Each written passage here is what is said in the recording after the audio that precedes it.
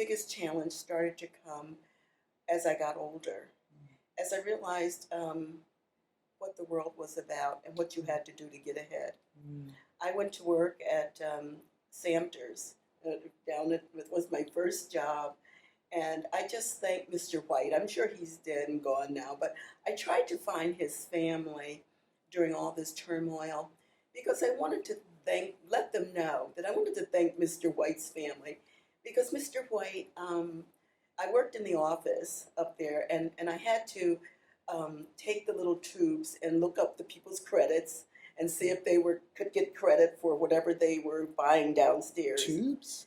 Yeah, see, this is going back. There were little suction tubes, and they went up, and then I would be up at the other end in the office, and they would come here, and I would open them up, and Mrs. Jones, and I would go over to her file and make sure that her credit was good, come back, put it back. No, I had to take a piece off and put it on this little stick thing, you know, and then I would put the rest of it back in the thing and send it back down.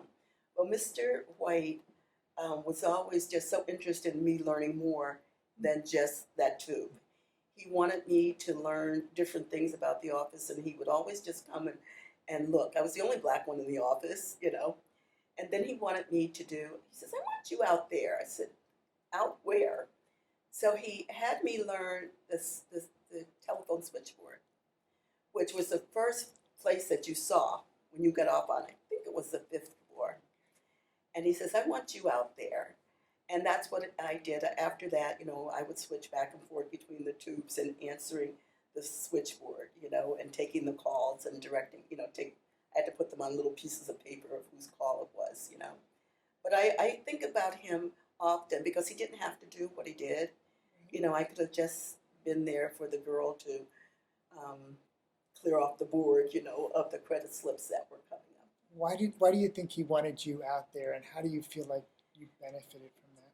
Well, I think now, I'm only thinking about how he thought. Maybe he had a completely different thing, but in those days, it started to become obvious you wanted that person out there to say how liberal I am. Oh. You know, I want this person, I want you to know that look who we have here. You know, that we're progressive enough that we're hiring someone black to come and work for us, you know. And he never said anything to make me feel less than, but just always made me feel a part.